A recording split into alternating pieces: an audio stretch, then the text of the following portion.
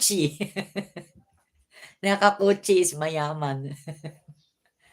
Down there, I will tell you a joke.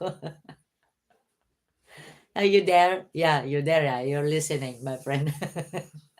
JJ, you're there, right? I have a joke. Japanese, because we're talking about Japanese. Okay lang ito. It's joke lang naman. This is not bullying, no? This is, why hindi ka na pwede mambully. You will pay 50,000 pesos if you bully anyone. So this is not a bully and this is my channel. So I have a joke.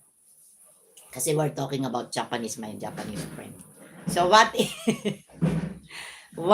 is it in Japanese if you are a poor? Poor. You don't have money, you don't have everything. Poor. O sagutin mo daw, JJ. What is it? In Japanese, you're a poor. What is it? Sagutin mo, I will give you 1, 2, 3, 4, 5. If you don't answer, I will answer the, sige.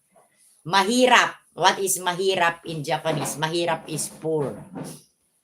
You're a poor in Japanese. You know what? Sige, hindi mo sinagot. So, I will give you the answer.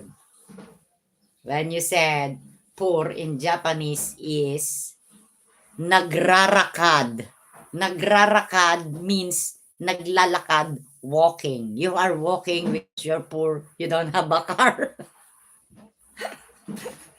You don't have a car. You're walking. Diba? Kaya you're poor. Rarakad. O, diba sa Japanese, the way they talk, the accent is just like that. Nagrarakad. So, what is rich in Japanese? You're rich. So, hindi pa rin sumasagot si JJ. You answer, JJ. What is rich in Japan?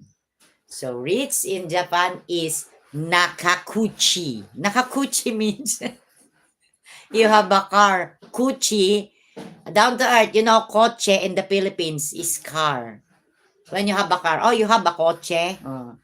Kotse. And the accent in the Japanese is nakakuchi. Nakakuchi means you have a car. Corny ba yung joke ko? Your nakakuchi means you're you're rich. Naglalakad, nagrarakad means you're poor. Meron pa. There's another one. What is beautiful in Japan? You're beautiful. And what is you're ugly in Japan? Sagutin mo daw yan, JJ. Dali. JJ, what is beautiful and what is ugly in Japan?